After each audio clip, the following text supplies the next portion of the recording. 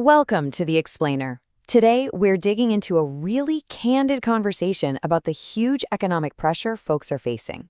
We're going to explore a key question from our source. How in the world do you build a financial fortress for yourself when the system itself feels like it's shifting under your feet? Okay, let's just start with a number that kind of sets the whole stage. $1.5 trillion.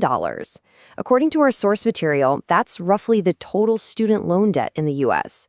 It's a staggering figure, and it's highlighted as a central reason for the financial strain so many households are feeling right now. And this is the real heart of the matter. It's the core question our source tries to tackle.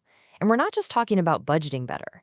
We're talking about how to navigate a landscape where the financial rules, the safety nets people have always relied on, are, according to the speakers, being actively reshaped. So first, let's look at those outside pressures.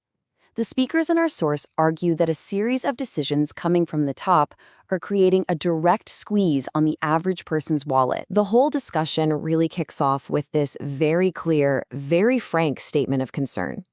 The point the speaker is making is that the financial challenges people are up against aren't just, random market swings.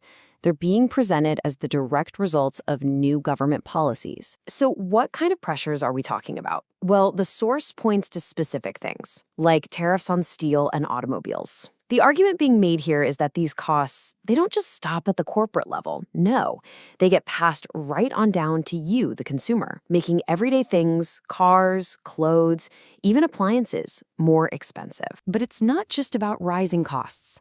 The source goes on to argue that there is also what they describe as a deliberate effort to weaken the financial safety nets that so many people depend on, especially when times get tough. And the way this is happening, as described in the source, is pretty subtle, but also really powerful.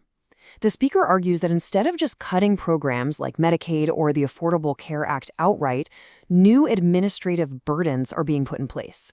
They call them obstacles, hurdles, and roadblocks, things specifically designed to make it tougher for people to get and, importantly, keep their benefits. And to give you a sense of the scale of these changes, the source points to tens of thousands of reported layoffs across key federal agencies that serve the public.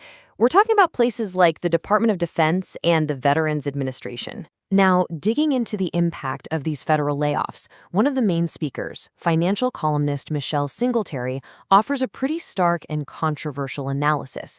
She alleges that these cuts weren't random at all, but were a master plan. Her claim is that they were designed to disproportionately push out Black workers, who, she states, have historically found a solid path to the middle class through jobs in the federal government. This brings us to a huge focus of the entire conversation, the student loan system.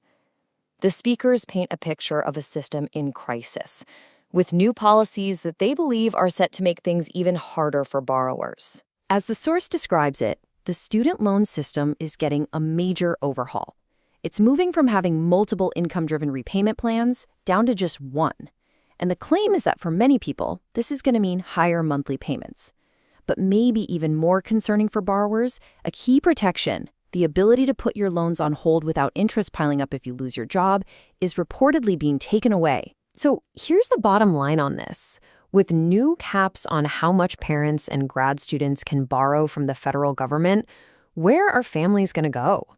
The speakers warn they'll be pushed into the private loan market, which they describe as a much riskier place, with higher costs and way fewer protections for you as a consumer. To really hammer her point home, Singletary shares this brutally honest story. She recalls telling her own daughter she couldn't go to her dream school because they just couldn't afford it without taking on debt.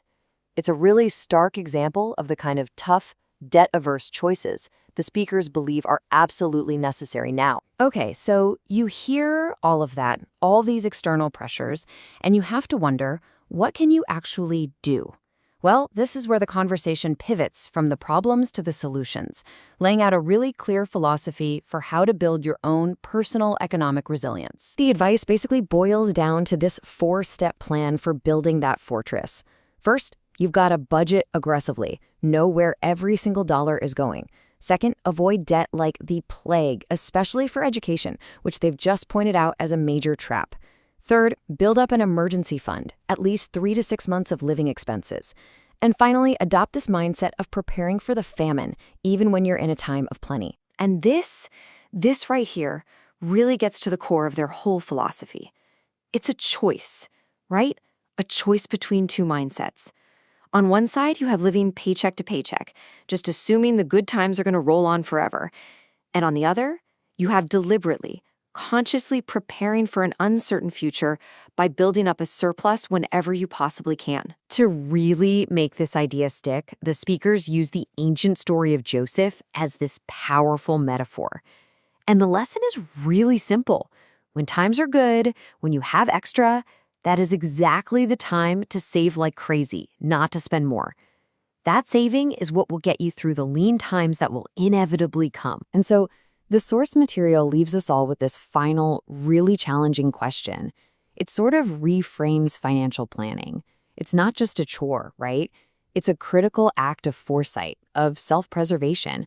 It asks us to look at our own lives, our own finances, and decide, in our own times of plenty, are we building for the famine?